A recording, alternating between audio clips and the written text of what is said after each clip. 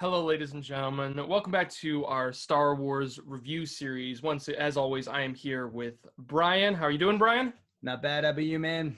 I am doing very good, as well as I can be this fine morning. And today we are going to be continuing our series talking about Return of the Jedi. Now, Brian, I understand it that you watched the movie again yesterday. I'd love to hear Sure just to did. kick us This off wasn't while even I 12 wake up. hours ago. Oh, there you go. I'd love to hear while I just get a quick little nap here, what you thought about the movie. So you take it away for a little bit. Oh man, yeah. No, it's this movie's always this is a very important movie to me. This is an unreal movie. And last night I watched the theatrical version as always. Super grainy. It was great. And there were some realizations I had last night that I've never had before about it that I'm pretty excited to talk about. I learned a lot about how Darth Vader, I think, might actually be the whole center point of this movie. For me, it's like there's a few points that I really saw that it's like everybody talks about this movie being like, Luke Skywalker's, finally a Jedi. He's finally made it through. But it's the biggest point of the movie is they won Vader back over. Yeah. This big dark overlord, and they got him back to the good side. They won him over. They brought balance back to the Force. And Vader, there's certain points where you could see in him that he's having these inner conflicts about, I got to be there for my son. I'm trying to be there as a family man. I maybe am not as evil as I thought I once was. And just seeing the change in him, for some reason, I noticed it a lot more last night. When I rewatched it, it was quite a little while ago. I re-looked over my notes for this, but when I was watching it, it's very interesting to see how much that ending moment, like in terms of like Vader himself, what is it, kind of like the unmasking of Vader, how monumental that moment is for the entire franchise. I can't think of another word for it. It's really powerful towards the film, because like as I think back to it, there's very few moments in regards to when Vader's on screen, but this is one thing I think is so brilliant is the voice acting across this film is amazing. And I think some of the best moments that are performed in this movie are from James Earl Jones. Oh, 100%, man. Yeah, when It's he is, what is it? When he's talking with Luke, when Luke gives himself over. dude, yeah, no, that's particular the scene I'm especially referring to. Mm-hmm. It's, I don't know what it was, but it was a lot more powerful than it normally is. Like Yeah. let's back it up a little bit first. When he's talking Okay, sure. when Vader's talking with the Emperor, and like in the throne room, and the Emperor's talking about how Luke will come to him, and Vader's going to bring him to the dark side, and even the questioning in his voice, where Vader just stops and he's like, "He's going to come to me? Oh shit! What do I got to do to my boy?" Just like it was really curious to see. It was very interesting to see how he was almost worried about his child for the first time. Like at the beginning of the movie when Luke's talking to Ben, he makes the comment that he's more machine than man nowadays. And you're starting to see Vader come back into the more human side of his being.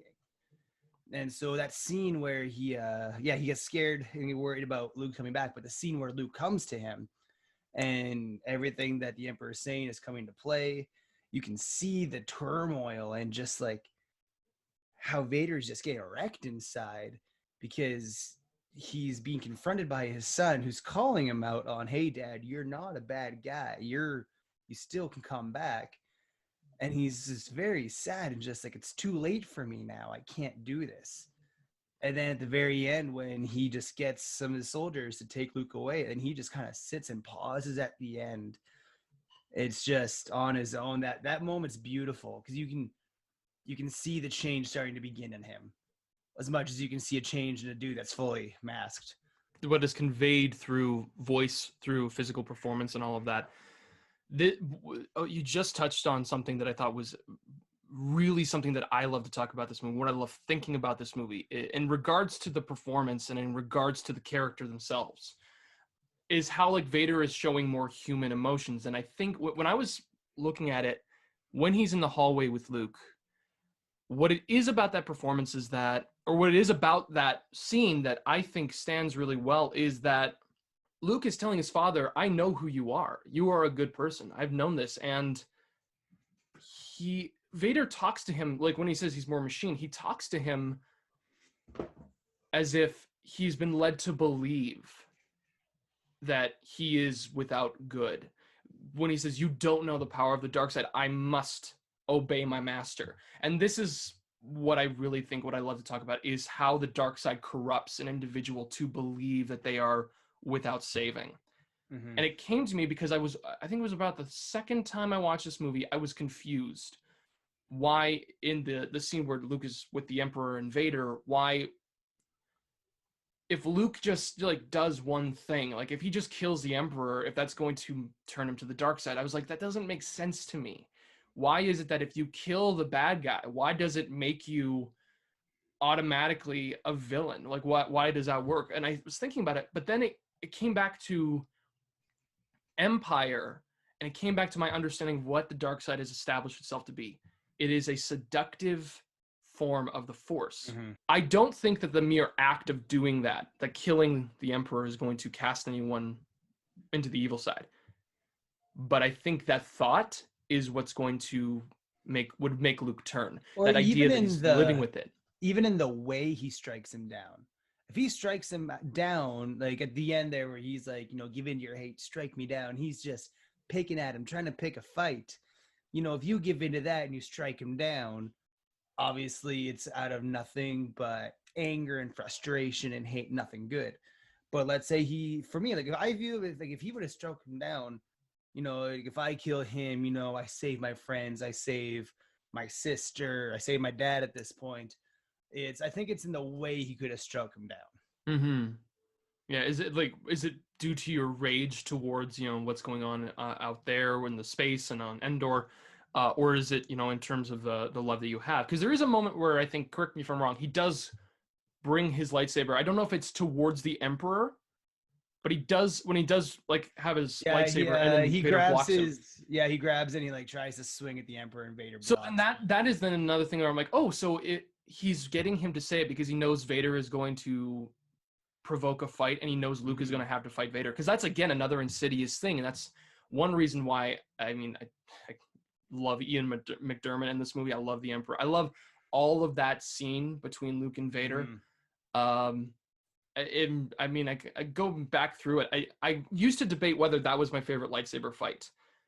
I went against it just because I think that the editing between what's going on with Endor and space battle, while in terms of a narrative, I think that's one of the best battles, because we know that when they go on to Endor, they need to succeed on Endor for them to succeed in space. So we're hoping that they can find a way to do it. But it's like tonally, what's going on Endor is very different from what's going on in the Death Star, which is some of the most dramatic, I wouldn't say soap opera-y, but very much familial, deep conflict. And then you're seeing, Han Solo just give his greatest shrug ever, a character-defining shrug, and Tarzan, Chewie, and then the droids defeating the droids and the Ewoks defeating stormtroopers. It's very much, it's very different tonally. So I think that's one of those moments where I was like, but I'm not saying it's bad. I'm just saying that that's one thing that took it down a little bit. I do agree. You can't go from Luke almost turning to the dark side, which in my mind would have been such a cool ending, but we'll just leave that there. We'll dream about that. But like when you see Luke, like, is he gonna turn, is he not? And then all of a sudden Tarzan, Chewie, like, ugh, come on. Yeah, this is another thing I want to talk about, was the idea of tonally with this movie, because I don't know if you grew up when this movie was released, but you were with it for a long time. My dad saw it when he was younger. I think he was a younger adult. And he always talks about how this movie is too kiddie. He doesn't like the kid element of it, mostly in terms of the Ewoks. But and it's at that point, they're on third movie, Star Wars figured out they could sell out and make a bunch of money without even releasing a movie. So enter the Ewoks. Yeah. But it's funny because I never saw that, like, this was my favorite movie as a kid, but what I loved about it wasn't necessarily the Ewoks. What I loved about it was going to Jabba's palace in the beginning. So Oh man, for me, I Jabba's mean, palace. yeah, it's amazing. To me, I think it's a better version of the cantina in terms of creating an individual world Well, even like within the Star Wars universe. the thing that I love about Jabba's palace is obviously like, I love all the puppeteer work in there. I love the setting. I love everything about the scene is just phenomenal. But what I think is really cool is that when Luke comes in, it's the beginning of the movie, where they've been the movie is set a year after Empire Strikes Back. So Luke's changed a lot in that year. And when you see him walk in, first thing he does is force choke a couple of the guards, which is a flashback to when you meet Vader in A New Hope. Force chokes his dude. Then what does he do when Luke's coming in? Jabba's assistant comes up. He's like, "You can't come in," and he uses the Jedi mind tricks that we see with Ben Kenobi when they're coming into the to Mos Eisley. And he does the same thing. So he does our first two, like, when we see the Force for the first two times in A New Hope, he does both of those Force tricks so easily. So he walks in just a badass. He's been training hard. He's one with the Force. He knows what he's doing. And so, man, when you see him walk in and you see just how they almost pay tribute to the first movie with that, it's, for me, I feel that's like such a good setup of what you're walking into for the next 2 hours. Yes, yeah, and I never connected it with the idea of seeing. Well, I know I think I did when he force chokes and does the Jedi mind trick, because for me I thought it was so interesting how Luke is actually in touch with the dark side in a certain instance, and how he force chokes somebody. Like, that is what we associate with evil, but he also does the Jedi mind trick. So he's actually, and I think it's because based on how he says, "I have not continued the training," it reveals to me Luke self-trained as a Jedi, which I think is monumental in terms of his character. It's like exactly. Well, and it's, even if it's only set a year after the movie, like, man, either you are a real quick learner or you're really one with the Force. Exactly. And the fact that you have opened yourself up to both the dark and the light, which I think makes him a perfect person to, like, in terms of training him to go towards Vader. And it gives him some hesitation because he's still, it's like an idea in your mind. It's not really a reality you've considered, but it makes it all the more real at the end, where he is, questioning whether he's going to turn or not. But sorry. What I think was so amazing also with Jabba's palace is, like you say, the puppeteer work. I love looking at Jabba in this movie, specifically his eyes. Yeah. I don't know why, but I think it's his eyes that make him really look like a real living creature. And most of everyone in this, like especially his henchmen, I remember his eyes, I remember his face, the little like guy in his like the little guy in his like paunch kind of area. It's, and to me that is enough for me to say, you know what, I don't say that this is a very kid movie. This is a very dark place, because if we look at like the original films, we just see like we don't look into like the Rancor pit when like he slams onto the drop thing. We just see somebody fall, and we see him just eat somebody. So for our thing, it's just like we think Jabba just kills somebody, but he just like goes on eating this gross thing. Like I thought he ate like the soul of somebody, like, your soul transfers into a frog or something. I don't know. I was just like, what did he do? It's so grungy and gross. And then you go to the Sarlacc pit, and it's like such a unsettling place, and it's really unsettling too, because you have the secretiveness too of Lando, who's like could be found out at any moment. You've got Han. That's because Carbonite as a what is it, an art piece. Oh man, the one thing that always bugs me, like, I love how Leia shows up. You can't tell it's her. It's great. Lando's hiding behind a little face mask. Like, no kidding, you're going to get caught. Yeah, that's always bugged me. But it's like one of those moments where I'm not necessarily upset with it, because I think that what's going on in the present moment is pretty awesome. Like, so many things I want to talk about with it. But yeah, I think there are 2 points though I wanted to definitely talk about. Or 3, I think. One's quick. 2 I wanted to ask you about for sure. One is just, I think that what this movie kind of revealed to me is Return of the Jedi has kind of the lesser of all the CG, like, or in terms of the special effects. Not in terms of practical. I think the practical is genuinely the best in the movies. But what I see is like when they're riding, flying towards the Sarlacc pit, you can see the green screen, like their green outline and everything. And it wouldn't bother me necessarily because in the original, I'm like, okay, that makes sense. But then in the special edition, they fix the thing that's flying, so they make it look like it's actually flying over the sand. But they don't fix the green screen. So I was just thinking, wait a minute, what is a special edition for, George? Are you supposed to be fixing the problems from the past, or are you just like not like paying attention to things that genuinely stand out?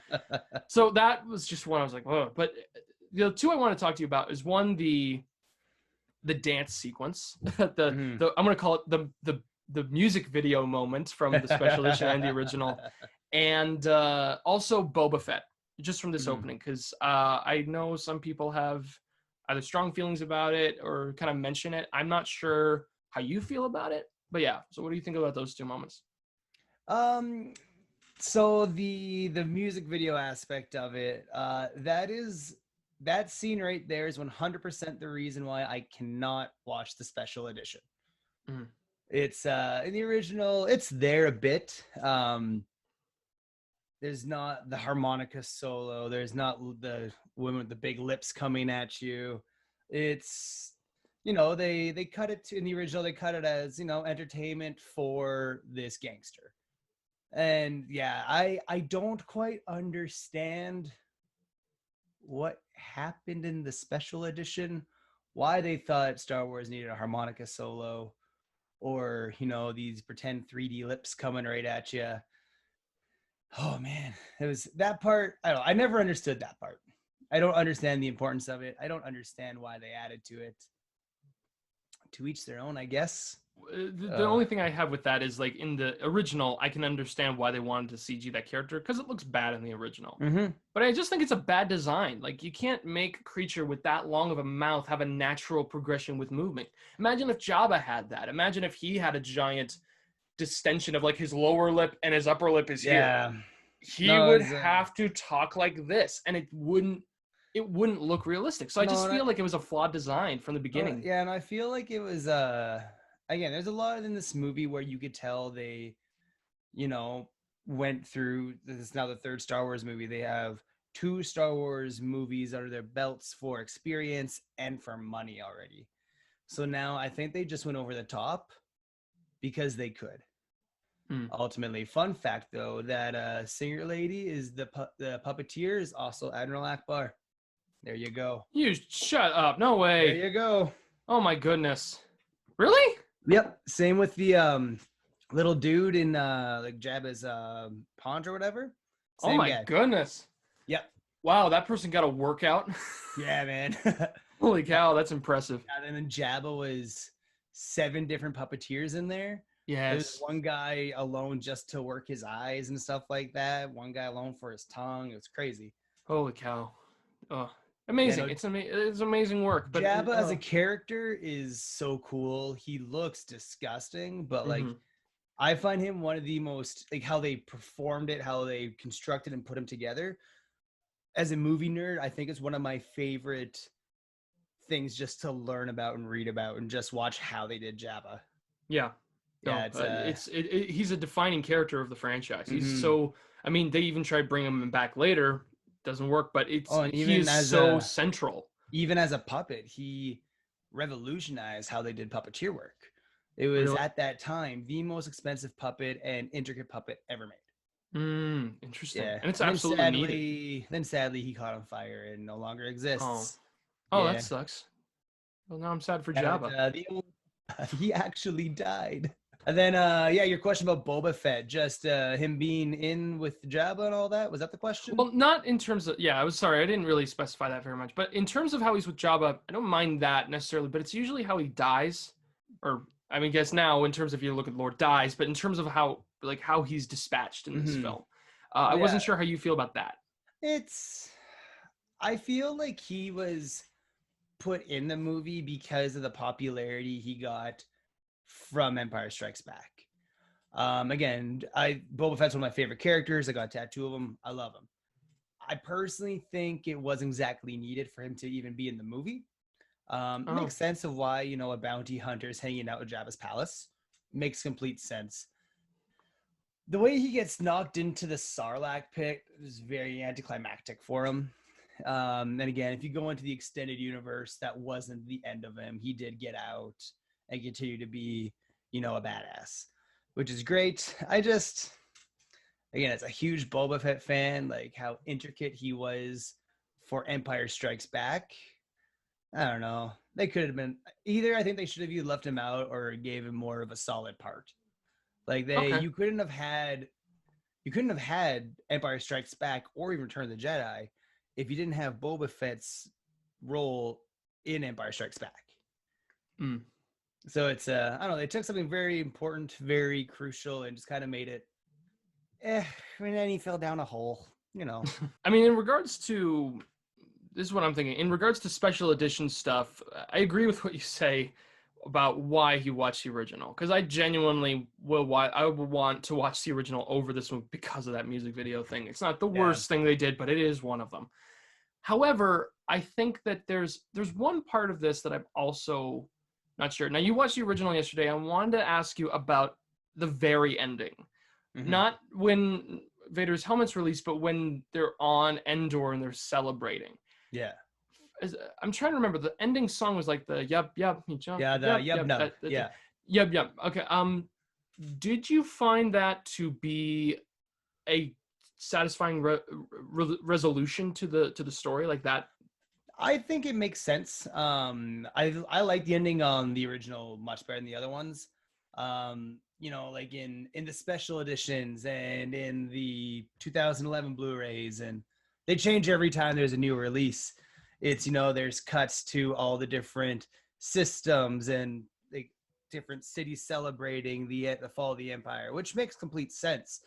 But I don't really care about them right now. I just went through this crazy roller coaster of emotions. I want to hang out and party on the moon of Endor with the Ewoks.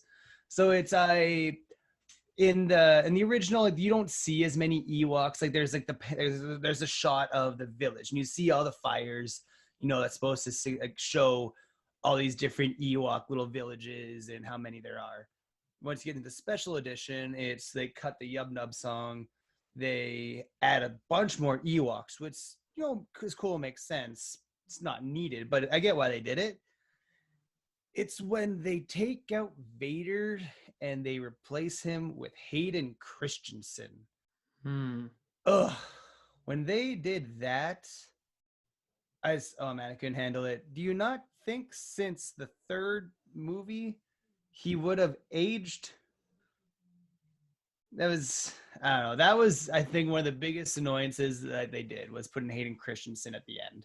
Okay, that's interesting because that was something when I was taking my notes down. I didn't have much of a problem with it, but I'll explain why. I don't like the systems thing like you. I agree with that because that is very much, we're not there. We don't care. We've not been there. If we've never seen the original films or the prequels before this, as we shouldn't, we have not been there. So why should we care? Do they even know yet? Do they know? How would they know? How do the Gungans know what's going on? They got streaming service or something. It's like the Hunger Games. You see pilots walking in with their helmets like this just happened. Yes, it's like the Hunger Games where you're time videoing to put together a party. It's ridiculous. It's awful. It doesn't need to be. I think that's like the second worst edition that they made next to Jabba and Han in the first movie. It's awful. Now, in terms of the song, I one of the problems I have, and we can expand this, is I feel like the ending was a little bit rushed in the original. I felt it was a little fast. It's like we have this great moment where we're sitting with Vader, we're sitting with Luke, and then we rush this party. Mm-hmm. So I do like how it's a little extended. I like the song more too. Like that, to me, that background song has always been what I associate the ending with, and it just gave it a much more, I don't know, a great resolution, but it's also like this, it's this really cool flute sound, and I just really love it. I don't know what it is about it that just makes me feel like, oh my gosh, like there's this weight lifted off, and we can enjoy this piece. With the Yub Nub, it was like a little bouncy, which is okay. In regards to the Hayden Christensen, this is something I got to explore more with the prequels, but for me, I looked at it as like it was the last moment where he was a true person.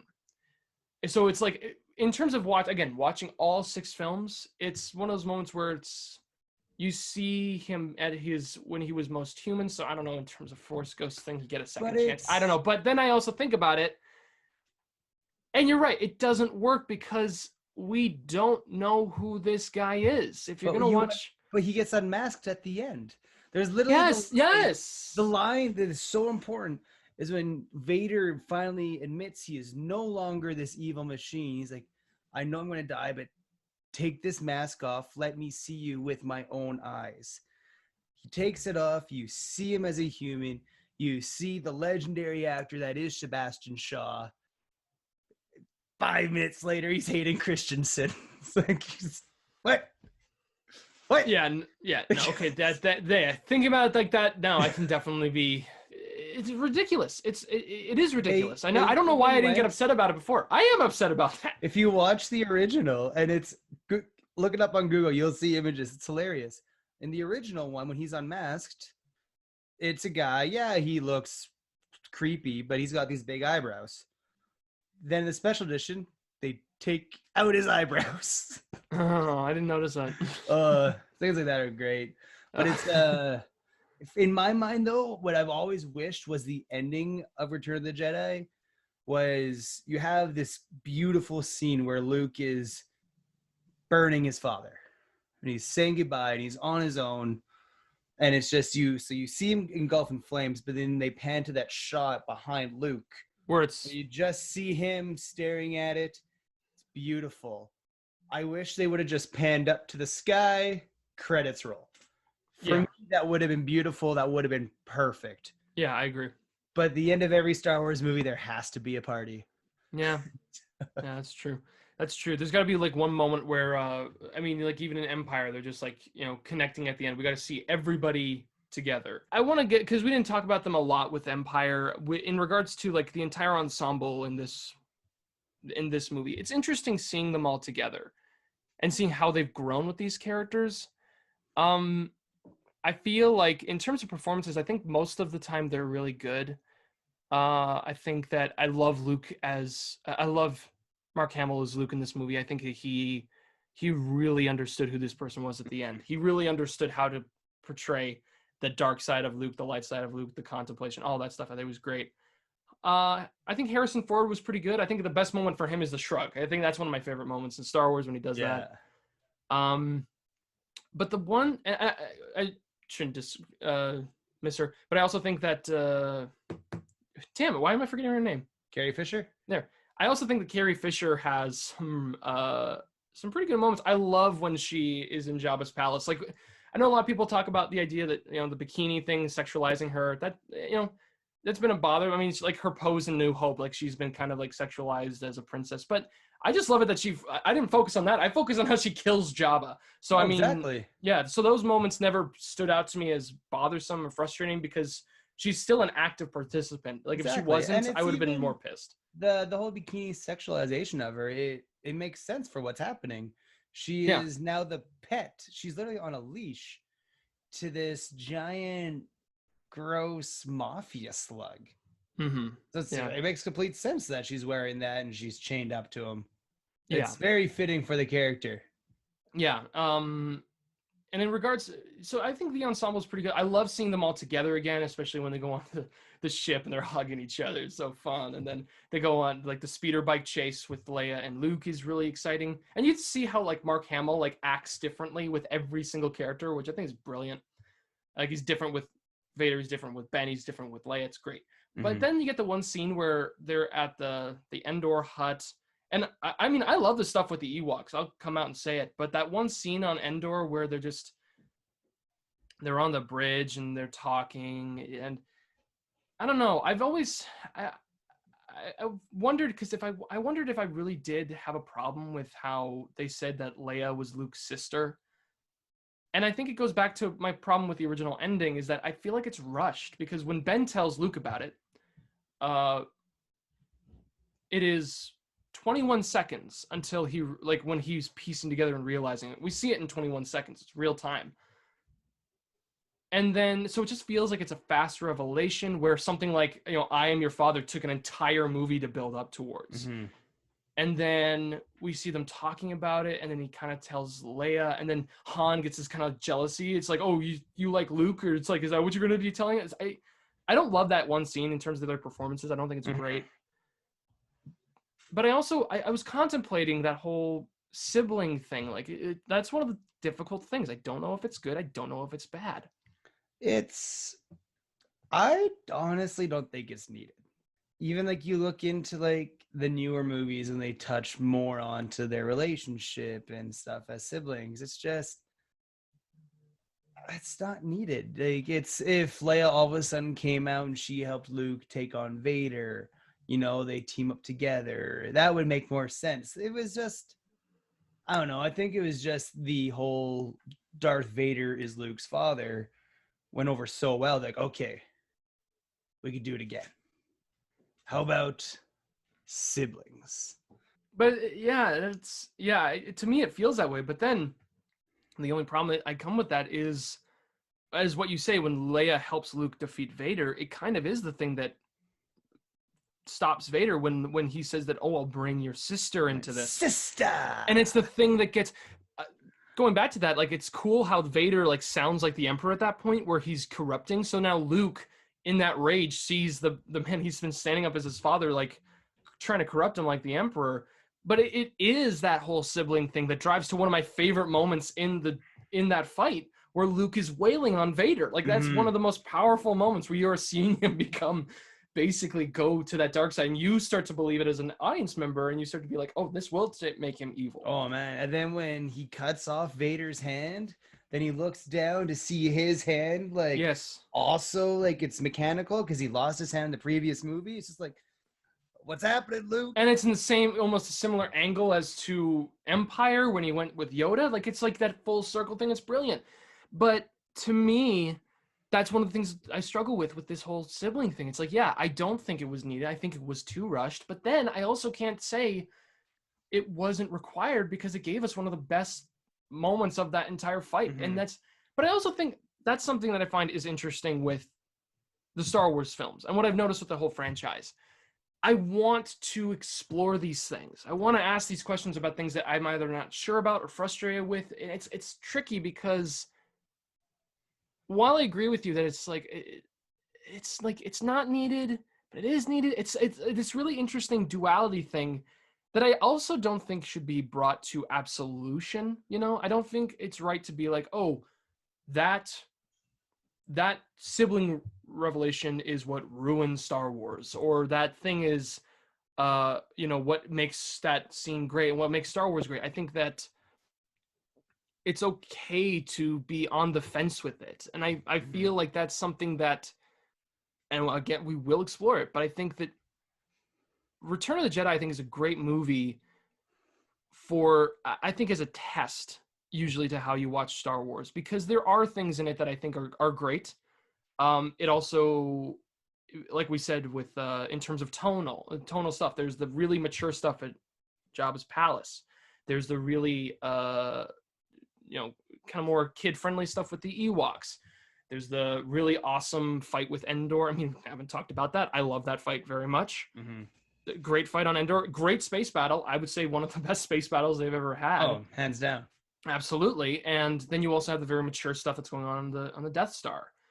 It's a really good test for you to be able to balance multiple tones. And I think for the most part they succeed. And it's I think they were just wanting to do too much. Yeah. But it's, again, they executed most things amazingly. It's just, the whole sibling aspect could have dug deeper into it. But it's just, where do you cut time from then? What are you going to take out to add in the sibling aspect? Exactly. You can't cut out the whole, basically it's not even like a first act. It's like the intro of the film with Jabba. You can't cut that out. Nah, man. Because like we've established with Empire, that you need a long period of time to reintroduce these characters to what they're done. Well, I don't think the film works without it. You first hear about Jabba at the cantina scene in New Hope. So it's you got to meet him. You got to go do this. He's been around. He's been an issue since day one. You can't cut really anything out of this, because I've even thinking, one of the things that I love about this movie is how it actually feels like a connected universe, in terms of the universe actually feels like it's existing not necessarily just beyond the main characters, but how everybody has what seems to be a life in this film. For example, two scenes in particular, the Rancor scene. Great scene. Great scene. And I think it's a great scene, not just because, so some people could be anticlimactic because the Rancor doesn't kill Luke, but it works because there's that guy, the Wrangler basically, who comes in and sees the Rancor kill and he starts crying. I feel bad for that guy. And it's like basically, some people talk about like an open world. That's what it feels like. And you don't have to go into a guy's backstory. All you need to have is somebody be emotionally affected by something that the main characters have done. And then you open up that world. And that's something that I think even the prequels and I think the newer films sometimes miss the mark on, is this idea of an open universe. Exactly. And Luke to this guy is the bad guy. He just killed his pet. Yeah. Yeah, and we never see him again. So, and I mean, like later they blow up that flying thing. For all we know, that guy was on it. But, but it's one of those things, again, you don't need to harp on it. You don't need to make a mark of like, you don't need to make it a moral gray area. You just have to show a guy is actually hurt by this death. And it's like, that means something. And the second thing is that space fight. And what's really cool about it, there's two things, is when we are introduced to the people, everybody who like checks in is a leader. It's not like in the first movie where we get like Red 1, Red 2, Red 3. We get leaders, and they're all of different colors. So we automatically associate this as being a bigger fight because we need multiple leaders to lead it. And we see Wedge is a leader now. He's not just a number one. So the characters outside of the main cast are having arcs. No, it's there's more than just Luke. It's it's not just a world of NPCs. Yeah, exactly. And I think that's one of the things that's so cool. Like I was wondering, what is it about Return of the Jedi that I think actually works so well? Because I mean, we can talk about like what you said. The Cantina scene established the idea of this kind of world and what was possible. But I think this is the film that really sets it as a huge universe, and it gives it possibility. Because Empire, we get Dagobah, but that's still Luke following that. Like it's still him going there. Bespin is still Han and Leia going there. There feels like there's a pulse behind this. So even the shot where you see all the ships coming in, and it's just like how many different styles, they all look different. So how many different systems are these people coming from? And they're all forming together to take on the one big bad guy. Yeah, no, it's cool to see how the universe has expanded, but it grows, and it has a beating heart. It's not just these pretend latex costumes. It brings it to life. Yeah, it's very true. And so I mean, Return of the Jedi, I know people sometimes, it bothers me when people say, this movie's like the worst of the trilogy. I think it is still necessary. I think that I think it's my second favorite of the originals. Oh, really? Yeah, it definitely goes Empire, Jedi, New Hope for me. Yeah, I'm trying to think if there's anything else to round out. I always feel give Yoda the credit he deserves for this movie, though. That's true. You know what? We should. You know what? Let's talk quickly just about Yoda. The one note that I made is how I was so impressed with how Yoda dies in this movie, because just like Jabba, it feels like a real person is dying. Oh man, that's one of the saddest points in the whole series, I think. Like one of my favorite scenes is when you first meet Yoda in Empire Strikes Back. So I love how the movie kicks off and it's just like very similar timeline to Empire, where and now we go to Dagobah, and Luke just like, no, this is where we're going. We have to do this. I have to go see an old friend. And he wasn't joking when he says old this time. I don't know. It's man, such heart-wrenching. It just grabs your heart when you see him starting to go. But man, when he's trying to tell Luke there's another Skywalker, I still remember one of the first times I heard that. Just like, what, there's another? It's like, what? Just all excited. It's I'm sad they killed Yoda off so quick. But I'm curious to see what they would have done if they didn't do that. Because the way he dies and just gives Luke a determination of like, well, he's gone. But one of his last words were, I'm a Jedi. My training's complete. And he just goes. It's I think it really gives the motivation to Luke that he needs to face his father. Yeah, it is, and it is one of those moments where I was like, huh, I don't know. Like, it's great that they have him have to go there, but it's obvious that Dagobah is not where he needs to be. So it does feel a little bit rushed, in that they kill Yoda more like as an obligation to say, oh, he shouldn't be here, but it does give some kind of gratification, like when Yoda confirms that Vader is his father, when he says you're complete with your training, but you must confront Vader. It feels legitimate when you hear it from him, which is weird because he's a puppet. It means something. But it's like Dagobah is Luke's safe place if you think about it. Nobody else is there, just him and Yoda. It's so you go there and it's like, he's there for a lot of the movie and Empire, and he's working on himself. He's becoming a better person. He's growing in the way of the Force. And so just when he goes there and all of a sudden Yoda's gone, Luke doesn't have that safety place anymore. He doesn't have his safety net that is Yoda. It's time to grow. We got to move on. He has no need to go back there anymore. So you see him walk out in the Force without his safety net for the first time. And so it's like a bar mitzvah for the Force. He's a man now. It's time to get going. I like that. That's pretty funny. Yeah, going there. I think you're right. It's like you can't go back to this place where you're in isolation. Now you got to go out into the world and do it.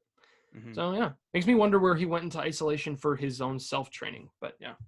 Yeah. That's well, we know where he went later on for isolation, so yeah.